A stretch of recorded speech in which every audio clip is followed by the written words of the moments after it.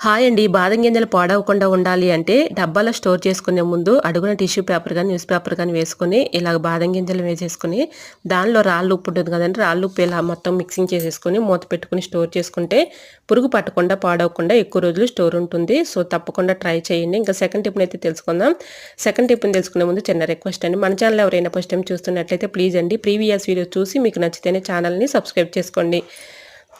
Video నచ్చితే please అండి video like చేయడం మాత్రం మర్చిపోకండి ఫ్రెండ్స్.